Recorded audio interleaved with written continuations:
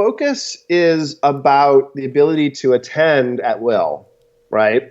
And to do so in the presence of distractors. And focus ends up becoming then a balance of continuous resources against transient resources. Transient resources, things where you're being alerted or oriented to new stimulus in the environment, and sort of vigilance as a sustained attention piece where you're able to, laser-like focus and also be flexible enough to pull things out of your mind, not stay so focused on something in front of you that you can't think. So it's actually not just more. Performing better is not simply more attention, more focus. It's about control over these things.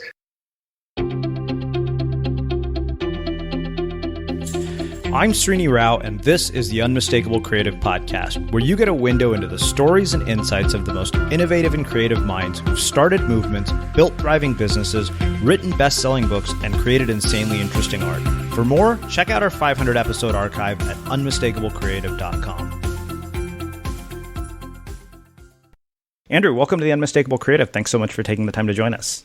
Thanks for having me. Happy to be here. Yeah, it is my pleasure. So somebody from your team actually wrote in and told me a bit about your work that has to do with peak brain fitness. And given that our listeners love this kind of stuff, when I did a bit of digging, I thought, yeah, this is a no-brainer. We definitely want to tell this story and really learn about what you do. But before we get there, I want to start by asking, what social group were you a part of in high school, and how did that impact the choices that you've made with your life and your career? And the reason that I've asked this question in particular is I see you as a social scientist in a lot of ways based on the work that you do.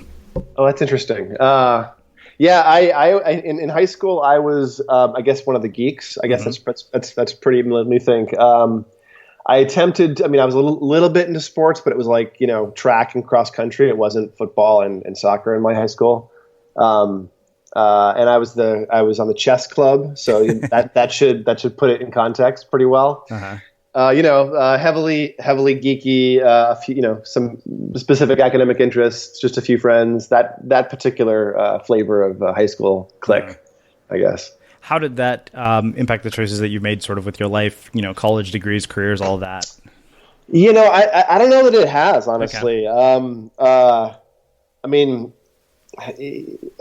Potentially having only, at that phase of life, intellectual gifts versus physical may have driven me towards continued intellectual pursuits. It may have, been sort of self-fulfilling in some ways, but, it's hard to say what would have been otherwise, I certainly as an adult, I became more physical and more capable in socially as well, which helps a lot. But, when I work with teenagers, parents are often concerned about various things that are going on with them, and I have a tendency. I try to remember that with teens and people in high school, so much weirdness and so much suffering and pain is normal. That there's so much change going on at these points in our lives. Role change and social change and intellectual capacity change, and executive function change, and sexual change, and all kinds of things are happening. And they were happening for me, in that time, just like everyone else. So maybe it biased me towards more intellectual pursuits. Who knows? It's interesting because, I remember pretty much from 9th through maybe even the end of 8th grade till like the end of senior year, being this very sort of angst-ridden, angry, confused person. And I'm like, is this ever going to change it? Like, I think my parents saw me as overnight going from this kid that they understood to becoming this sort of demon spawn of a person. They're like, how could we have raised somebody so awful? That's funny. That's great. From a gerontology perspective, we would say that most personality traits, the big five anyways, are largely constant from childhood through old age. There are some adjustments. There are some things that adapt to the lives we live.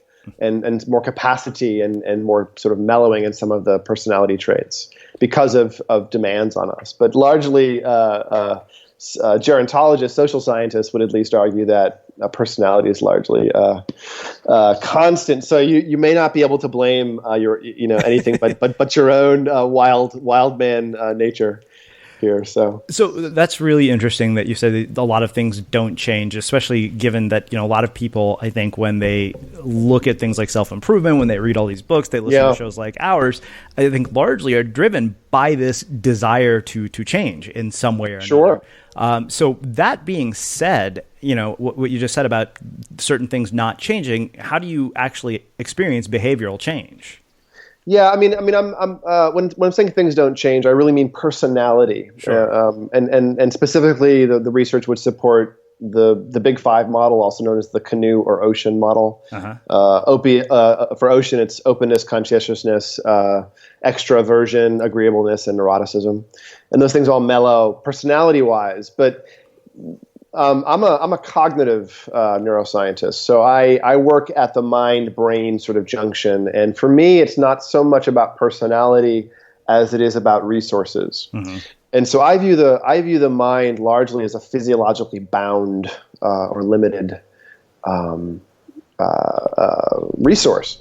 And from my perspective, change comes from a couple places. It comes from learning and from the cognitive perspective and the social things that come along with learning and different relationships.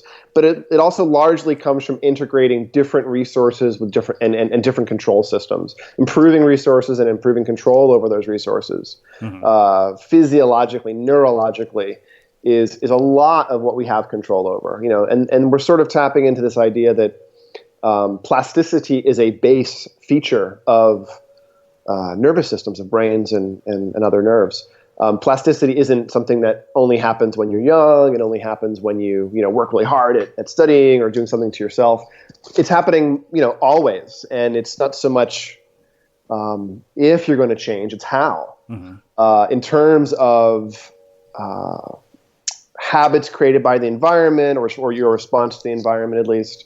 In terms of the resources that you're practicing and the ones you're leaving idle. These develop a wide host of sort of, nuanced expression of your abilities.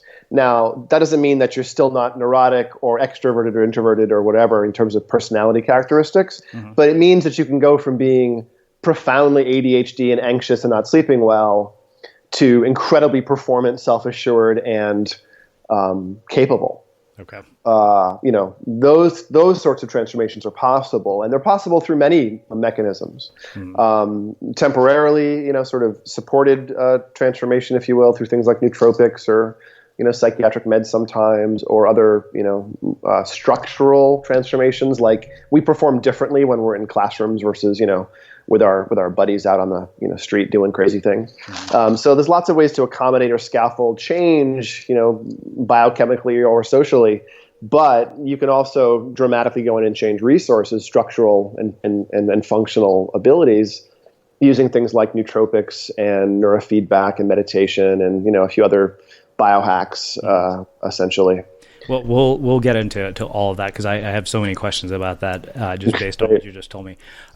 Before we get there, I am very curious, what in particular piqued your interest in this area of human development? Was it something in college, a moment, a class, a teacher?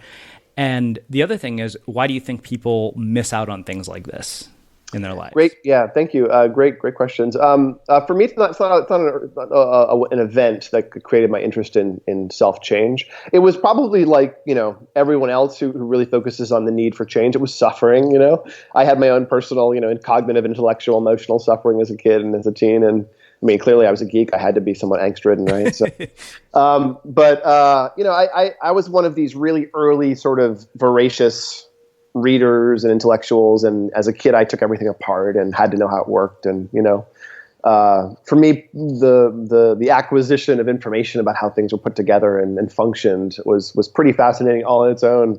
And I was in a bunch of different health and human service jobs as an adult, but in my late teen years, probably a formative thing, a younger brother of mine was hit by a car and ended up in a coma for several weeks and had a plate put in his head and lost, sort of his brain tissue and had sort of a road back from that. That was successful, but it was dramatic from I think I was in, 8th grade or something. Mm-hmm. It was dramatic at that point to sort of see the sudden change in consciousness and functional ability going from, intact to in a coma with a fairly small part of his brain, that had been impacted, maybe half the size of a golf ball or something. And that produced a loss of consciousness, that was so profound that, he wasn't functional. But then, watching that change and watching him come back from that over a few years was also, pretty fascinating.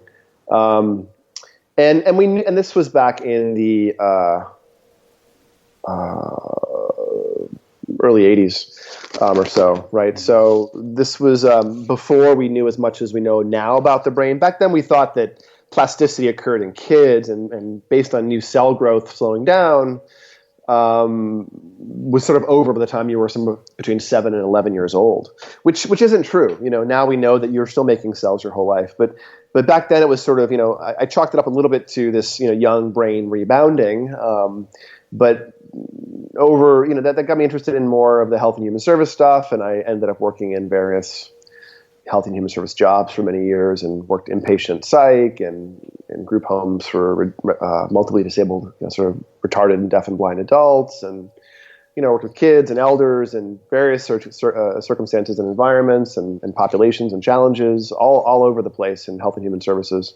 I mean, I grew up in Massachusetts mostly, and that's a pretty progressive state. It tended to brings in the alternative human service approach before other states. So Massachusetts and California are the two sort of leaders where they, deregulate or get rid of big institutions and go to group homes and go to, structured living and other sorts of environments. And being in that field in the 80s and 90s meant that I was seeing a lot of transition in human services and got to play in lots of different roles, and ended up eventually leaving the acute phase, working in a really dramatically violent psychiatric facility where, I learned so much about the brain simply by working in an acute locked facility, psych hospital for 4 years or 5 years, whatever it was, than I learned in almost any other possible setting, academic or clinical. Just seeing the range of human behavior, function, seeing what different medications and structural interventions did for and to people was really telling. And so I guess all that came together, and I ended up having to go back to grad school. I did about a decade, 11 years or so between undergrad and grad school. I wasn't terribly let's say I was a bit nonplussed by my undergrad career, and it was a little difficult, and I didn't really realize why, because I'm fairly intelligent, and realized after undergrad was done that I was also profoundly ADHD. I mean, the emphasis on the diagnosis was getting visible enough that I sort of went, oh yeah, of course I'm ADHD, and I wasn't just a little bit ADHD, after college, let's say age 24, 25, 28, whatever.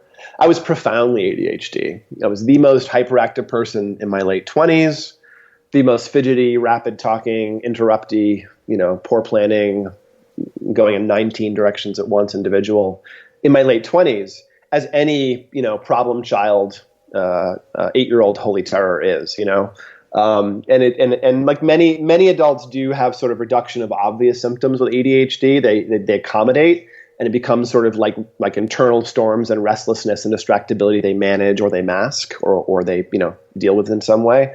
But for me, it just didn't reduce at all. It was just full blown hyperactivity. And then I got involved with neurofeedback, and after everything I had seen, every possible intervention in psychiatric and other, types of human service, neurofeedback was magical to me, at that age. And I saw it lifting other people's ADHD and anxiety and sleep issues and autism, all kinds of developmental and adult things.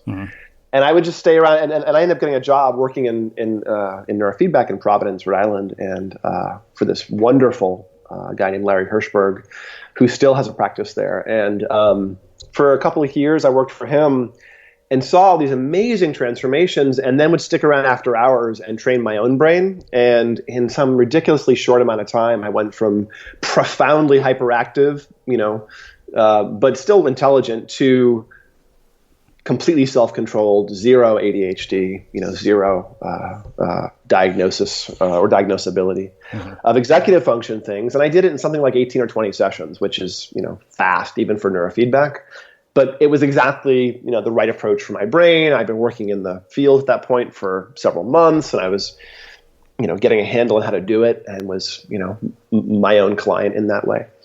And so for me, that was like a call to go back to grad school, because I had been sort of popping around different human service jobs and actually high tech jobs. I kind of did a bit of both. The last psych hospital job that I had, actually, with I worked for a hospital in Western Mass called Charles River West, and Charles River was, at the time, it's been closed since. At the time, it was the most sort of violent and acute psych hospital in Massachusetts, and toward like the mid or 3/4 point of my time with them, I got pretty badly injured on the job, and could no longer do the job I was doing, and had to sort of switch to a more supervisory role and case management role, because I couldn't do hands-on work anymore. And then the hospital closed after a little while, and I had to go do something new, and so I went into high tech and was doing database middleware and sales engineering and eventually tech evangelism, sort of everything in high tech except for coding is how I describe my tech experience.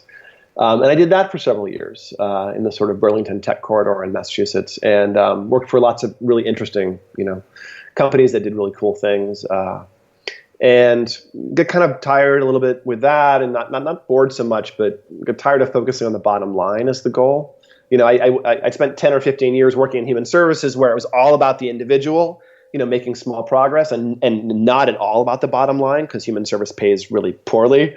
And then I had the opposite experience for several years, which was working in high tech, where everything was about the money, essentially, the product and business piece of it. And quickly lost interest in that after the first few years, And so getting a part-time job just to experience some neurofeedback environments really reoriented me. And I ended up back in grad school a few years later studying cognitive neuroscience, because we just didn't understand neurofeedback. I mean, this was in 2002, I think. And neurofeedback was discovered in the late 1960s, sort of simultaneously, if I understand the history correctly, by Joe Kamiya up in San Francisco and Dr. Barry Sturman at UCLA in LA in the late 60s. And Joe was doing human alpha conditioning work, and Barry was doing some work with something called SMR, which is a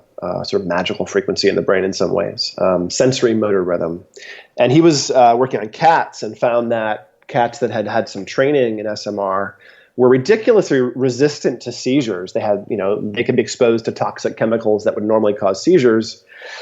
And their brain showed this sort of metastability and resistance to seizure thresholds, so the seizure kindling and things. And he went on to train his lab assistant, who was epileptic and was not having good control of her seizures with meds, and profoundly reduced her seizures very quickly. And that was sort of the start of the clinical application of neurofeedback. It took a while for some of the alpha work that Joe Kamiya and some other people like Eugene Peniston were doing to really find an application for alpha training. The training different frequencies in the brain has there's sort of different categories. And when you train up SMR, which is a form of low beta, you're training things that are cognitive largely. You're training concentration, focus, inhibitory control. You also might be training sleep. SMR is a frequency involved with sleep. And with SMR, you also, again, raise the seizure threshold, which means you reduce the likelihood of seizures. And so there's a whole category of neurofeedback that trains SMR or other beta frequencies to add sort of, it's like a muscle building or almost an arousal model of the brain where you build resources in certain directions. Alpha training is very different, what Joe Kamiya was doing. And then eventually alpha theta training is sort of the dominant form of alpha training in the field these days. And alpha theta training is this bizarre beast that is also rather magical, that produces a hypnagogic state sort of halfway in between asleep and awake, and gets the conscious mind out of the way. So it's used for various purposes, including things like creativity and spirituality and access consciousness, but also for re-regulating over-aroused brains like shaky alcoholics that can't downregulate without alcohol. Alpha theta can sort of rebuild the ability to drop into deep, slow, receptive states, which is something that burnt out alcoholics lack, for instance. So there's various things I was seeing happening in the field at that time, and I was seeing people have these crazy transformations. And then I went through one myself and had to go back to grad school. And I ended up going to UCLA for a few years and getting a PhD. And here we are a few years later. So, wow, so many questions based on all of this. I kind of experienced the ADHD, maybe not as extreme as yours, but like when you get fired from every job you've been at, you start to wonder. It's like, okay, there's something wrong there.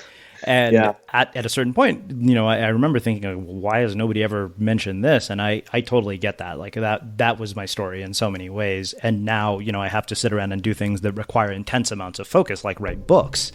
And I always wonder, what made that transformation possible. Part of me wonders if it was just that the work itself was not interesting enough. Yeah, well, I mean, that's certainly a big feature in ADHD is the interest component. I mean, it's actually the key feature. I think you've actually landed on what is both a central component of how it works and also why people often don't understand it. If you don't have ADHD or know somebody immediately around you that has a significant case, so to speak, or a brain that works that way, I actually don't believe it's really pathological. It's just one of the ways the brain can be tuned. It's a hunter, wide focus, novelty-seeking brain versus the gatherer, heads down, sustained attention brain. Mm-hmm. And it has some benefits, being this way. But it has benefits in highly stimulating environments. And in fact, this kind of brain can be conceptualized. It's not always this way, but it often is, that it's under-aroused in terms of the executive top-down control. And so bottom-up mechanisms for orienting your attention and perception and sensory integration of information don't usually take control of the system, usually to the executive who decides what direction things move in. But when the executive system is a little bit under-aroused, the other modules kind of drive the system and you get distractibility, impulsivity, everything else. That's how you can conceptualize it, except that in high engagement, high stress, high novelty environments, people that have the ADHD, if you will, brain, their prefrontal cortices light up and become super active and super focused. And they have the ability to focus in a way that I would argue is, supranormal, supra-typical. There's sort of a trope of the 16-year-old with ADHD who can sit and play video games without a break for like 26 hours in a row, right? That's not necessarily a deficit of attention, right? It's a surplus or a surfeit in some ways. It's not well regulated. They can't do that in a boring classroom, but you can do it with a high stimulus environment. And this is also the same reason that people that have these kind of brains tend to seek out high stimulus behavior, risky behavior. Even things like motorcycle riding and surfing and skydiving and drug use and risky sex and all these things, the risk, the novelty, the thrill, the engagement, all of this stuff produces a prefrontal cortex that is fully on. I'm an avid surfer, so I you go. Just made me laugh. when you're engaging every muscle in your body and every bit of attention in your mind to judge what you're going to do in the next 80 or 100 milliseconds, you're on. Srini, you're functioning at your peak, and that feels good. Yeah. And therefore, you'll seek things that reinforce that. Now, unfortunately, you mentioned earlier your parents may have thought you were a holy terror at one point, and here's the reason potentially why. Your prefrontal cortex was half asleep when you were a bored kid. However, if you picked a fight with your parents or did things that got them to yell at you and created conflict also lights your PFC up really nicely. So high stimulus things that would be annoying to them would get you to engage, and having conflict with them would get your brain to fully engage. So you probably self-selected behaviors that either were really interesting and not boring, or that created conflict with your parents so that you had a prefrontal cortex fix and you felt alive. So I don't know about you, but vacuuming is not one of those things that I ever look forward to doing. But as you know, your environment has a huge impact on your creativity. So I still like it to be clean wherever I'm living and working. But now it doesn't have to be something that you deal with. If you're like me and you grew up in the 80s, you probably fantasized about the day when cleaning your house would be like it was for the Jetsons, meaning you don't have to lift a finger. Well, the good news is that we're already kind of living in that future. And the easiest way to make sure your floors are clean every day is with the iRobot Roomba Robot Vacuum. It cleans up after itself. The Clean Base automatic dirt disposal takes convenience to a new level, automatically empties its own bin into an allergen lock bag that holds 60 days of debris and traps 99% of pollen, mold, and dust mites, so you can forget about vacuuming for months at a time. Let the Roomba clean for you instead. It learns your home, finds dirt, and empties itself on its own. It's got powerful cleaning performance made effortless. Remember, if it's not from iRobot, it's not a Roomba. To learn more, go to irobot.com/unmistakable. Wow. So you can tell your parents it's not completely their fault. Well, let's do this. I really want to start doing a deep dive into your work and all this neurofeedback stuff and how it can actually be applied to our life. And I'd like to look at it through a couple of different lenses. The first being mental health and depression. Again, an area that I am personally familiar with, having dealt with my own issues around it, and how neurofeedback plays a role in all of that. The second that I want to do is look at sort of focus and flow and how we can leverage it. And I'd like to talk about nootropics as well, about things like modafinil and neuroenhancers and things like that, and kind of what your perspective is and what your research shows about this, and then look at it through the lens of creativity and creative breakthroughs. Sure. So starting off talking about neurofeedback, we can divide it to some extent in approaches that remediate a deficit versus a peak performance or a flow, pursuit. Are you interested in depression specifically, or just sort of mental health? I am interested in depression specifically, but if we can start with depression and look at just overall mental health. Yeah, sure. So I'll actually couch this in terms of broad mental health. Just to start off by saying that almost all of the time when we train brains this way, when you exercise your brain in this way, something seems to show up, and I just really think it's resiliency. It's the ability to handle stressors without falling over. It's more control over whatever resource or function we're working on. Now, when you drop that back to mood, I to some extent, I think because of my clinical experience, inpatient, I tend to think broadly of mental health in terms of classes of problems.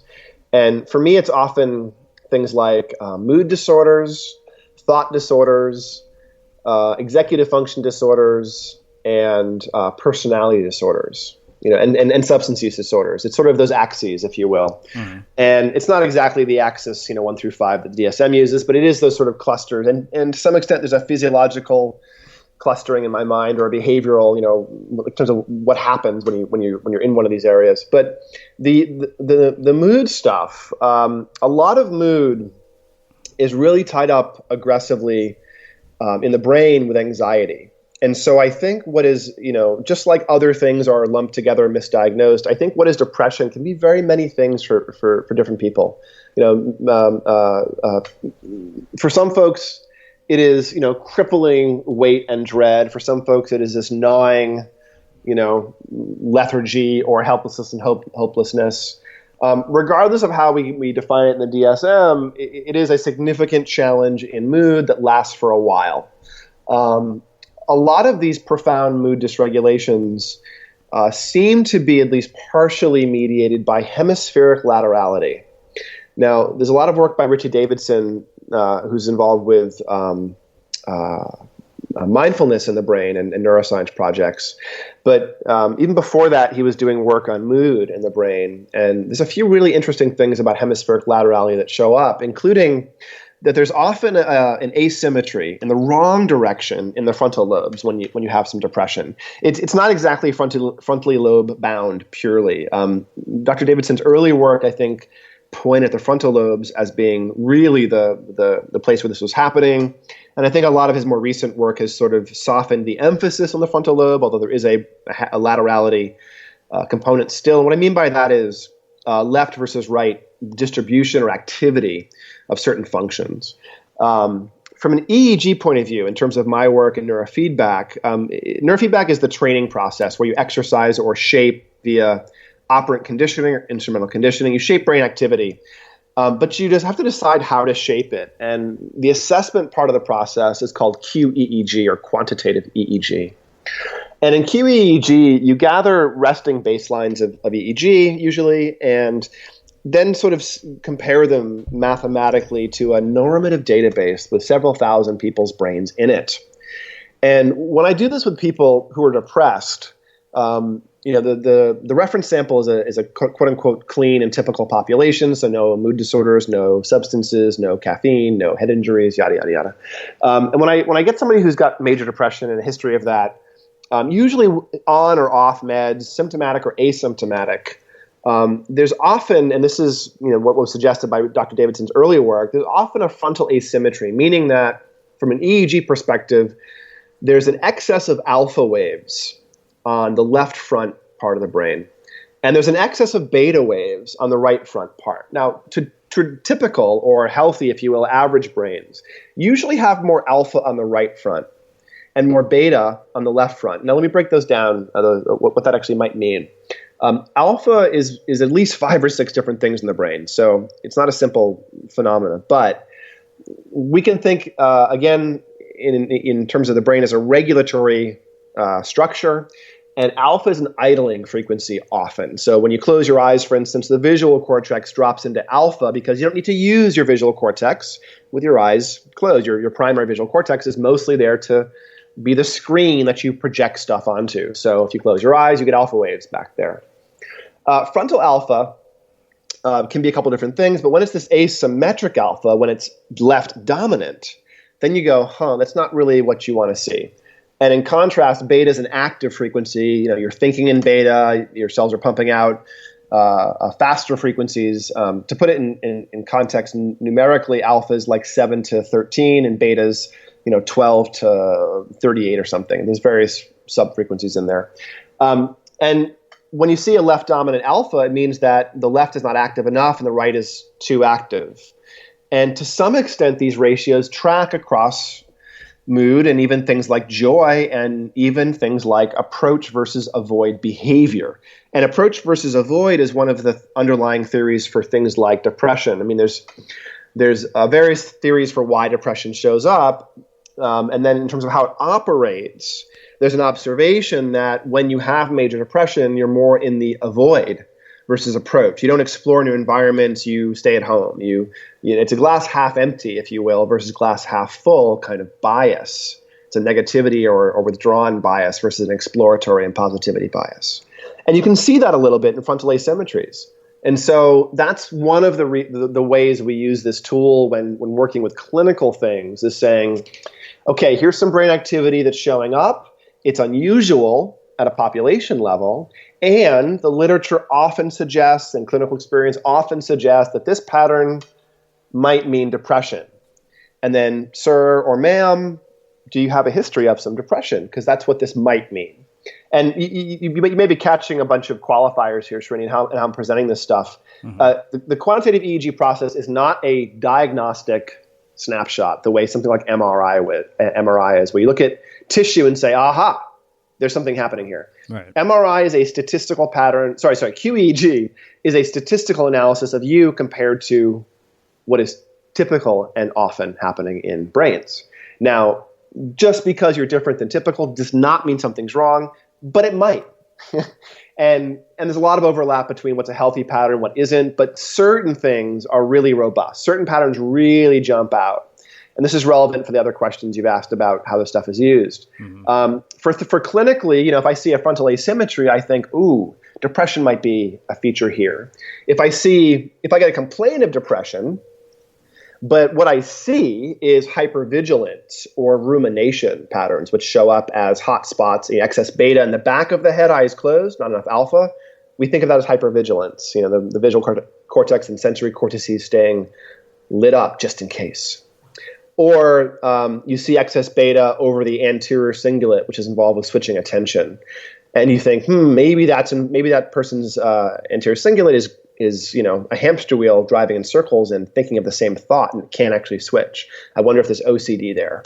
And this is a bit like a phrenologist in some way, where you're looking at data or looking at variability and trying to determine function. But it actually is slightly more accurate than phrenology. It's a step up, but it's a step below, pure neuroimaging in terms of what you're looking at. And that's why it's a bit of an artful tool, if you will. And it's also why it's really important to have these really, large, well-cleaned databases and different analysis tools where you can look at the data from many different directions and try to get an emergent sense of what might be happening. And that's the skill of the neurofeedback clinician. I'm a cognitive neuroscientist by education and training. I'm a neurofeedback person by career, and a biohacker, sort of by calling. And for me, the QEEG is this beautiful window into what's happening. I use QEEG a little bit different than most of my colleagues. Most of my colleagues in neurofeedback, and there's probably 10,000 of us in the world or so, are clinicians of some sort, are therapists, social workers, psychologists, psychiatrists, whatever, nurses. And they're usually some psychological or other allied health profession. And usually they've discovered neurofeedback after becoming a health professional or fitness professional. And then they get trained in neurofeedback for a few weeks in a course, and then they start doing it. I discovered it before I had sort of landed on what I wanted to be when I grew up, working for Dr. Hirschberg in Providence. And I went and got a degree in cognitive neuroscience. Let me back up a tiny bit. At the time, this was again 2002 or so. At the time, neurofeedback had been around for a long time. Was not well understood. It's still not well understood, but it was less well understood 10 or 15 years ago. And I was learning about it, was fascinated, and I lucked out in having a mentor like Dr. Hirschberg, because he was not, he had not joined any of the churches of neurofeedback, the different ways in which, people believed it was working. He was fairly agnostic in that way and was continuing to educate himself. And that means that I got to work with all of the hardware systems and software systems, and he had me trained up in different ways and different preparation. And we didn't necessarily believe any of the ways that it worked.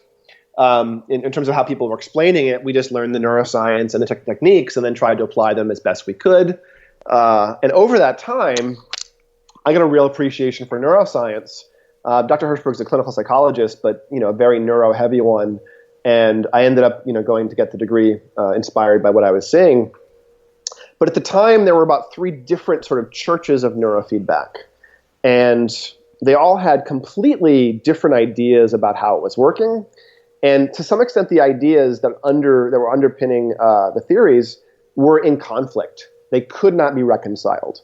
And yet, all 3 of the major approaches at that time were having efficacy rates in the clinic in like the 80 to 90% range. And I don't know how much you know about mental health, but 80 or 90% efficacy is ridiculously high for any intervention. I mean, psychiatric meds is 50% are good meds. Therapy is 50%-ish for some things. Nothing approaches 80 or 90%. And neurofeedback for some things is reliably 80 or 90%. The big gross regulatory things like migraines and seizures and ADHD and sleep issues. And so, at that time, when everyone was clamoring that they knew what was going on, but it was irreconcilable, this was, I joke that it was what I call a blind man and elephant situation. We just didn't know, how this stuff was operating. So at the time, there was these 3 completely conflicting schools of thought, and yet great efficacy across all different types. So for me, it was a blind man and elephant situation. So I had to go back to grad school and figure this out. And over the time, since we've discovered these discriminants, these biomarkers in the EEG. And when we see frontal asymmetry, we think depression. And when we see a high theta over beta ratio, we think ADHD or other executive function. In fact, the FDA a couple of years ago approved a diagnostic headset that's simply measuring a variant of the theta beta ratio, I'm pretty sure. And Vince Monastro did a lot of good papers on how the theta beta ratio is highly correlated with executive function, like 92, 93, 94% or above. You can blindly sort data into, ADHD and non-ADHD using just a couple of these markers. And so when we see these in the clinic or the gym, the brain gym, so to speak, we go after them. And for me, grad school is all about trying to understand the neuroscience so that I could learn to implement these techniques better. And that's a little bit how we're different, but it's the same approach and the same, technique for the most part in modern neurofeedback. Mm-hmm. It is applying neuroscience with modern tools. The databases and QEEG systems and EEG headsets I'm using now are far more sophisticated than what I was using, 10 or 15 years ago, and actually less cost than they were 10 or 15 years ago. Mm-hmm. But they're not fundamentally different. They're elaborations of the same approach that we still understand a little bit imperfectly. And so for clinical work, you have to sort of work with somebody, a neurofeedback clinician who has worked with your thing. If you've got a lot of head injuries, you probably don't want to work with somebody who's never seen a head injury before. If you're profoundly ADHD, well, actually everyone's seen ADHD, so scratch that. But if you're an alcoholic and you're trying to use neurofeedback to help rebuild your brain, work with someone who's worked that way before, because there is some domain expertise in terms of what works for what clinical populations, which biomarkers are most relevant for those populations in the QEEG, and which techniques seem to produce the quickest and best effects. So that's how we approach the clinical, if you will, remediation side. Wow. Okay, so let's do this. Let's talk specifically about, I think, the thing that will probably be of most interest to our listeners is leveraging this for focus, productivity, and flow. Yeah. Because, as a writer, as a creative person, that to me is probably the most optimal thing I can experience on a daily basis.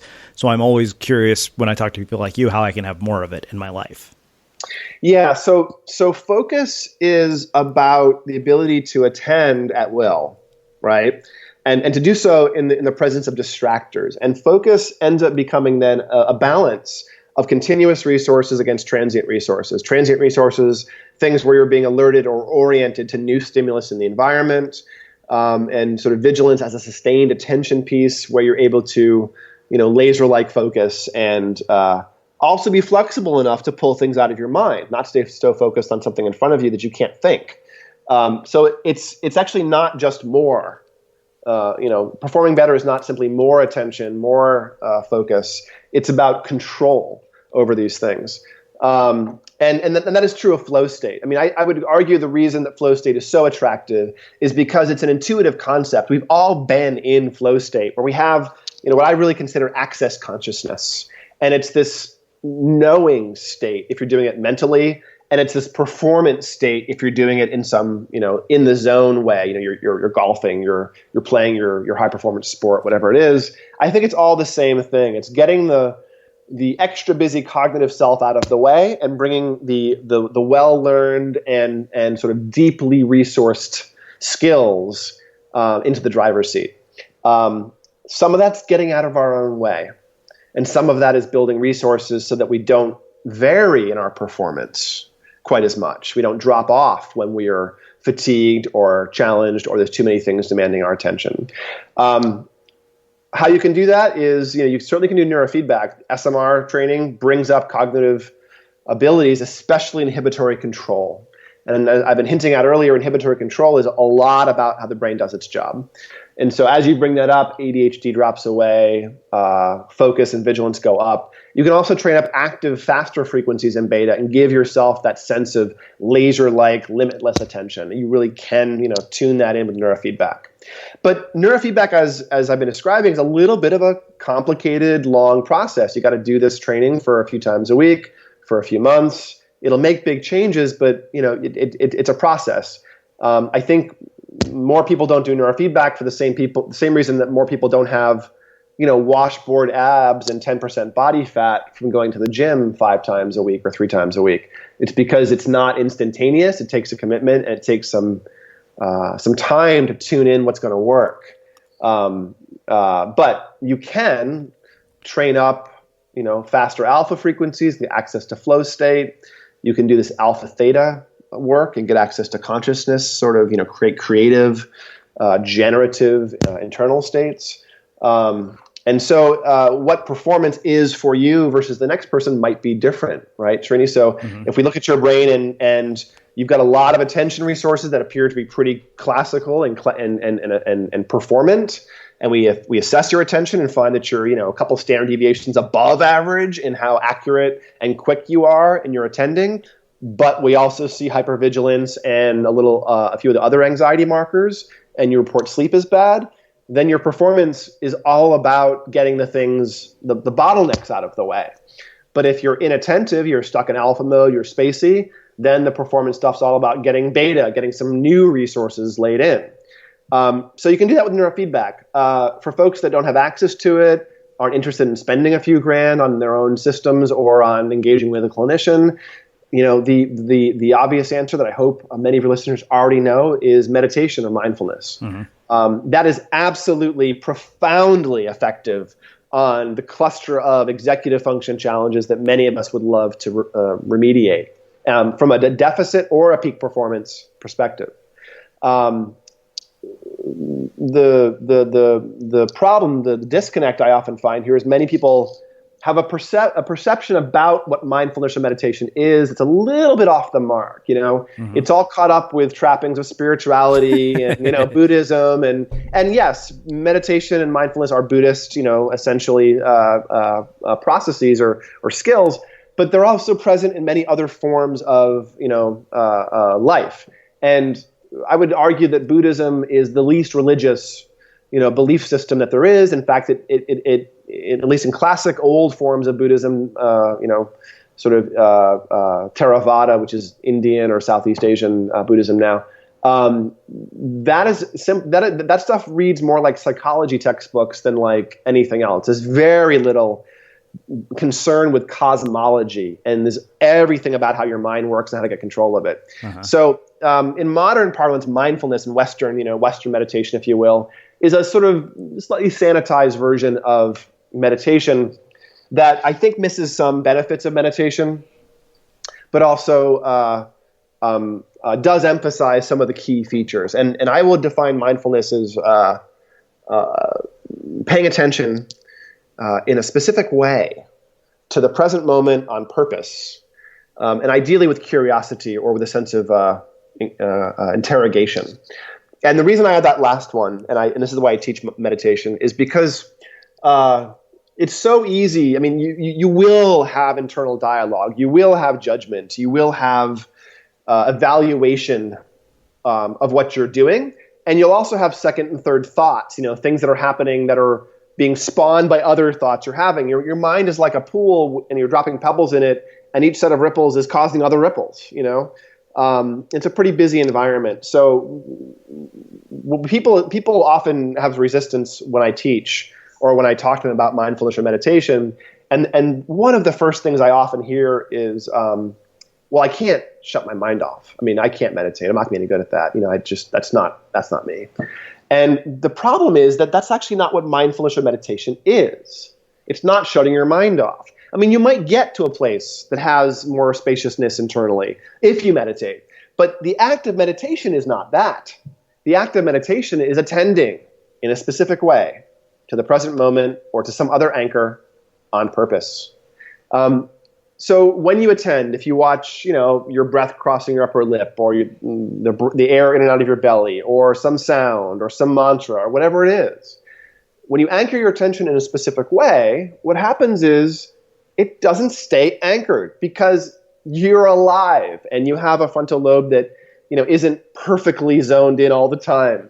And other parts of your thoughts and your mind and your brain and your knee and your stomach and your, sex organs, everything else is clamoring for attention and sending input. And so within moments of anchoring your attention and starting to meditate, your mind drifts and you have a thought or a wish, or you notice your knee hurting, or you notice the cute girl sitting next to you, or whatever it is, or your stomach rumbles, or you plan the next thing you have to do that day. That's not a problem. In fact, that is the moment at which you're about to do the rep of meditation. So you notice that, you go, not right now, in some way. You let that go, and you redirect your attention back to the anchor of your meditation, whatever it is. That right there, you've just meditated. That was a meditation. And then you do that for a few seconds until the next thought or memory or wish or fantasy intrudes. You notice it, let it go, back to the meditation. That act of notice, redirect, that's meditation. And you can do that. And that's easy to do conceptually and a little bit tricky and kind of annoying and maybe boring to do for the first few minutes as you learn to do it. But you can do it. You can learn to do that. And that aspect over time builds frontal cortex, builds self-control, builds emotional resiliency, builds cognitive resource, spares you the normal ravages of cognitive aging, losing cortex, can eliminate or offset dramatically childhood or adult ADHD based on work by people like Sandy Liu and Siggy Hale. There's all kinds of and then the aging work for meditation is by Lazar, largely Lazar. There's lots of benefits of meditation on the brain, but again, you have to do it. If you meditate for 3 hours once a year, nothing happens. If you meditate for 20 minutes every day, everything happens. And so it's not about how much you do or how perfectly you do it or if you can get your mind blank. It's about do you engage in that effortful attending in a specific way to the present moment. And then if you find yourself judging or complaining or being bored, that's where the sense of interrogation or curiosity comes in. That can really help you get over any initial resistance or judgment or self-doubt. It's just be curious about what's happening instead of evaluative, So it's interesting because I do 10 minutes every day with an app called Calm, which I'm guessing you're probably familiar with given your background. And yeah, I've definitely found that it's helped. So I think one of the things that's really interesting to me, because we had Susan Piver here, a Buddhist meditation teacher, and she even said, she's like, this isn't something that the length of it isn't as important as the frequency, which I thought was really interesting. So I started off with like 2 minutes. I've never been able to get past 10 minutes.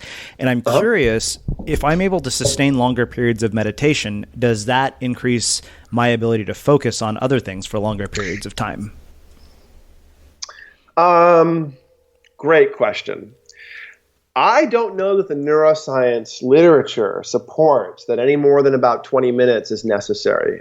That being said, a lot of the literature that's more broad is correlated with thousands of hours of meditation, lifelong meditation accumulated. But I will tell you this, if you get beyond 10 minutes, things will change. Things will absolutely change. And you should go and do a half-day retreat a couple times a year too, because that will change how you meditate. There is something that and I can't describe it, from a neuroscience perspective. I can just describe it from a meditator perspective. And I know a little bit about the neuroscience of meditation, but I know more about how to meditate and what happens when you do, just from a more Buddhist perspective. So yes, things change, and you get more capacity. You get more capacity to meditate. But I think, and I'm going to hazard a guess. I'm not a Buddhist meditation teacher, although I am a Buddhist meditator, and I teach meditation occasionally. But I don't hold myself up as some meditation guru at all. I'm a biohacker. That's a brain coach. That's about where it ends. All that being said, I think what happens when you start to meditate for 20 minutes, 30 minutes, 40 minutes at a sitting is that what shows up next is equanimity, is being more even keeled, taking things less personally, being less flappable, being more resilient and sort of like weeble wobbly in your feeling tone, your emotional tone, your reactivity. All that tends to just calm down. And I think that, to me, that's an inhibitory tone feature as well. But I think that starts to show up 20 minutes, 30 minutes a day in for many people. Let me give you a technique that might get you beyond 10 minutes. All right.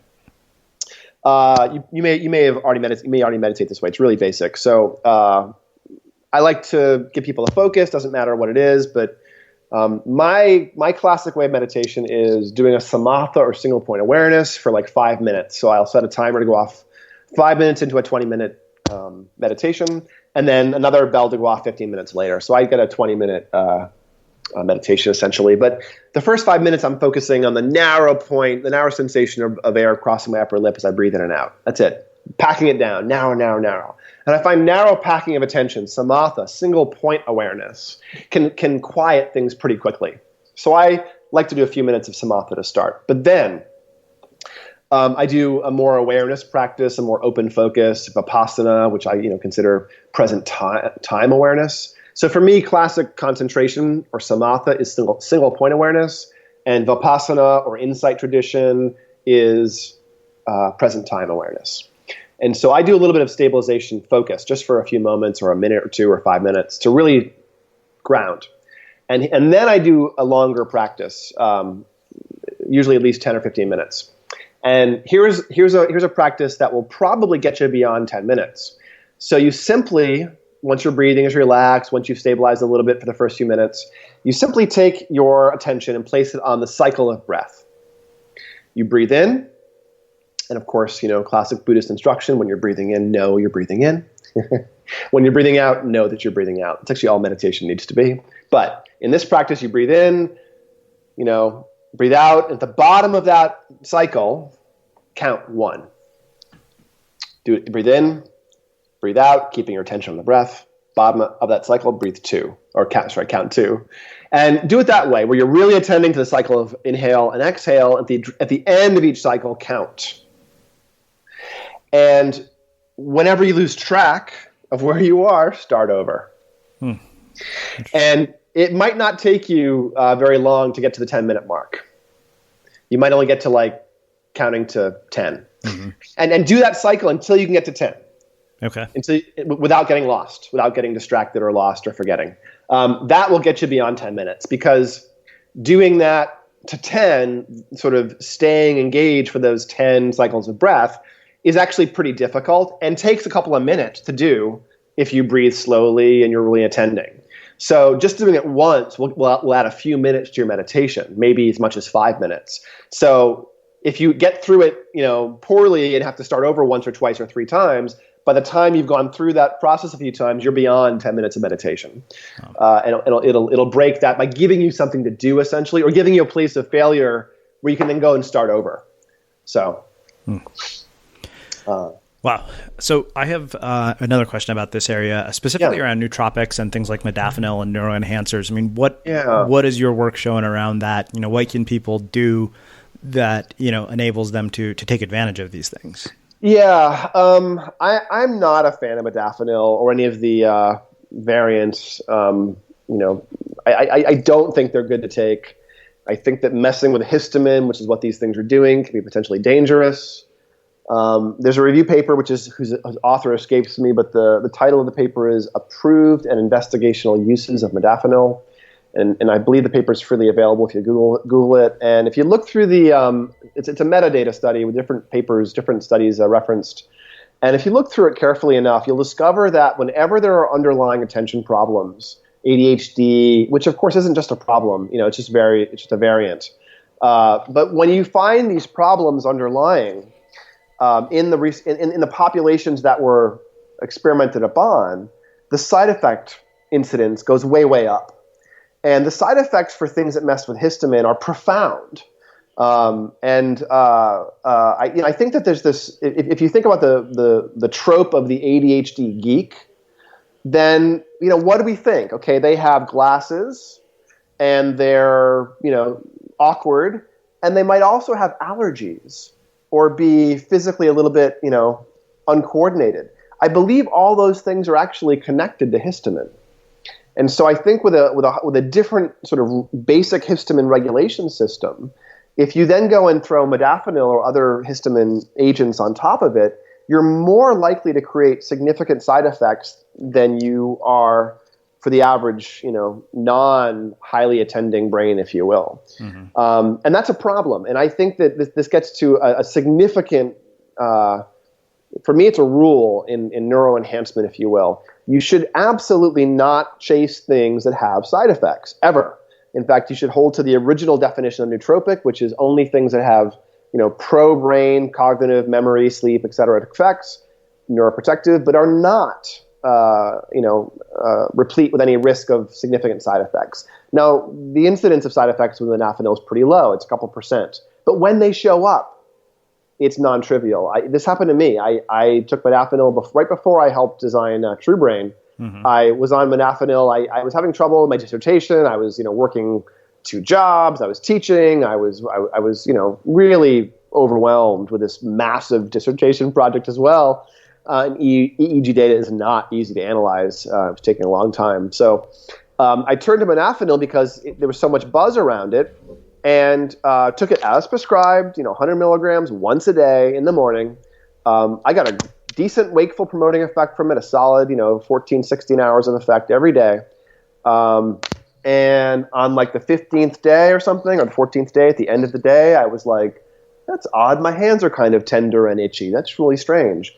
And I, thought it might have been the modafinil, so I didn't take it anymore. And the next day I woke up, and by the end of the second day, I was covered with head to toe pressure hives that continued to get worse. And my body went into this massive sort of systemic histamine overdrive, and I ended up in the hospital, in the emergency room, and back and forth between the ER and urgent care several times in the next several days on steroids and other kinds of things to shut this down, and really narrowly avoided a massive health crisis by taking modafinil. That was it. And so my take on it is, if you've got narcolepsy, modafinil is the drug for you.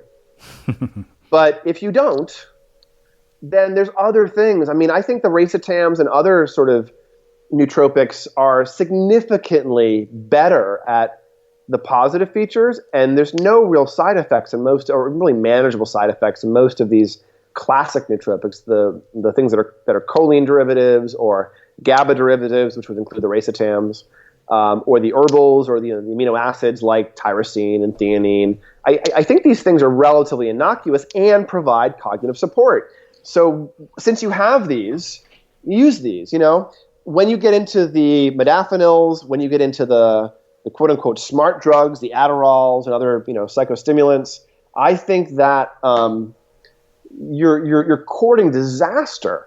It's not worth. If you're highly performant or even average, there's no excuse for courting side effects for a small gain in performance. If you have some massive problem, then you take the drug that has potential side effects, because you have to, the trade-off for getting rid of your deficit is potentially, worth it. So if you have narcolepsy, then take modafinil. But if you have ADHD, don't. If you have, high performance brain already, don't. Look for other things. Meditate. Get off your get on your ass and meditate. Don't just do something. Sit there. If you want to develop your brain, don't look for the quick fix, because Adderall and other stimulants are habit-forming, appetite-suppressing, cardiovascular disturbing. Modafinil causes histamine reactions. A whole other class of experimental drugs are out there that actually don't have established safety profiles. We're discovering all these research chemicals are out there in the nootropic world. That should not be exciting to you, to take some untested compound that was only found in a research paper that was only ever used on animals, and some psychonaut, replicated at a lab in China and has brought 10,000 pounds into Europe and the US and is now selling it on a website, and everyone's talking about how awesome it is as a cognitive enhancer. That should be something you run far, far away from. Mm-hmm. There's enough gain to be had. There are enough resources to be built with things like classic nootropics, including the safe ones, if you will, plus herbs, plus amino acids. And then when you add in nootropics, when you add in neurofeedback, when you add in mindfulness and meditation, when you have a good base of well-hacked sleep, when your sleep's well regulated, when your diet is well regulated, low sugar, vitamin D, high fat, all these things can make incredible life-altering change. And if the goal is transformation, one massive sledgehammer effect should not be what you're going for. You should be looking, the research on human transformation suggests when you add in more activities, more mechanisms of transformation, the likelihood of discontinuous transformation goes way, way up. And when you hit 3 or 4 things you're doing to yourself or for yourself, that's when you become the next best version of yourself with new resources. Not when you just diet, just exercise, just meditate. It's when you add in 3 or 4 of these things. That's when everything starts to change, and you end up dropping old behaviors and habits and developing new capacity. So people need to think about this stuff as shifts that are occurring that they can take control over and enhance, not some quick fix, not some pill that is going to make a change. So nootropics are best used in an almost unnoticeable way, but used day in, day out to support high levels of output, to support better aging, to support better stress management, to support better sleep, but not for, godlike, laser-like attention for 3 hours on, an amphetamine, and not, perturbed sleep-wake cycles for 16 or 20 hours day in, day out on modafinil.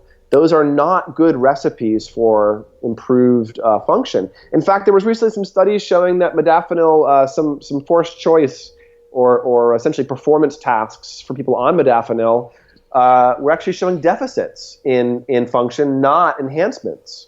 There's been some work showing that there's some learning improvement on some studies with modafinil, but some others are showing real dramatic, even learning, if you will, impairments.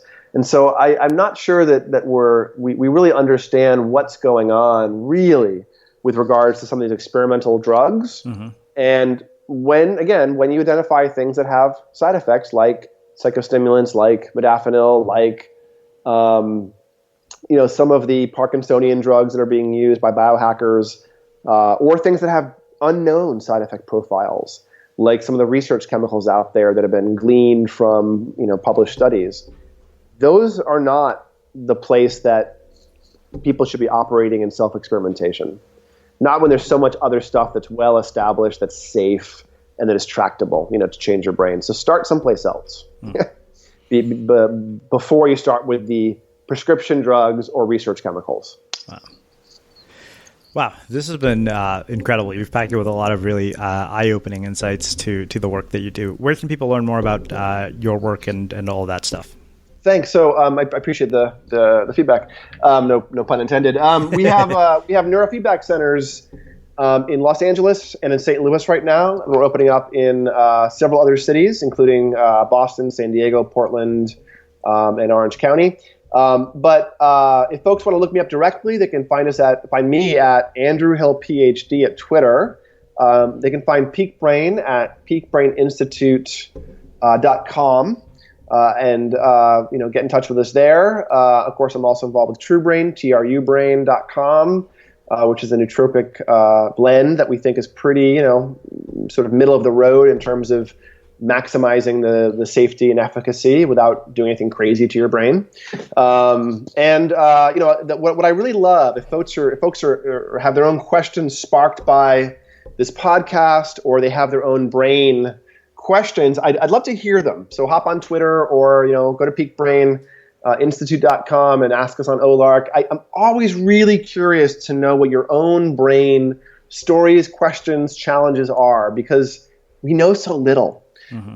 And hearing your stories and hearing your questions always helps me understand a little bit more about what is actually happening out there, within your own 3 pounds of tissue nestled above your shoulders. So I encourage everyone to remember your brain is changing and you're in charge of it, and to take control of that process. But also, ask questions, be curious, and feel free to ask me some questions at either Peak Brain or Twitter. Right. I have one last question, which is how we finish all our interviews at the Unmistakable Creative. What do you think it is that makes somebody or something unmistakable? Being themselves, following their unique self. I teach at UCLA, and a lot of times students will ask me career advice, and it really does boil down to one bit of information that I think is also what makes us unmistakable. If you lean into what drives you, what you love, what lights your fire, you become the unbelievable expert in that, regardless of what it is. It does not matter if it is traditionally associated with money or earnings or success.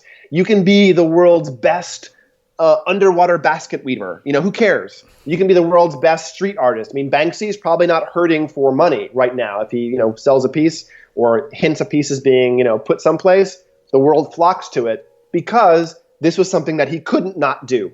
This is also the advice given to writers. If you can do anything else, do something else. If you can't do something else, be a writer. Yeah. Because if you have that in you, unless you lean into it, it's not going to become this incredible, unique, refined expression of yourself. And I think that's probably pretty congruent with your only versus best comparison here. So that way you become the only. You become the person who is the unique refinement and the pinnacle of your own particular genius and skill. So that's what I think makes you unmistakable, is leaning into yourself profoundly with profound dedication and honesty about what that is. Well, like I said, this has been fantastic and just packed with all sorts of insights. I really, really appreciate you taking the time to join us and share your story with our listeners. It's been great talking to you, and looking forward to hearing some more of your shows. Yeah, and for everybody listening, we will wrap the show with that. Next time on The Unmistakable Creative. When we come out into life, we break it down into tenets, things like communication, courage, responsibility, respect, honor, innovation. Like these are all things, these are what we call the tenets of mental toughness, right? These are all things that people think they're born with, that they're fixed like their eye color, that they either have it or they don't, but they're absolutely teachable things. Eric Davis joins us to share life and business lessons from being a Navy SEAL.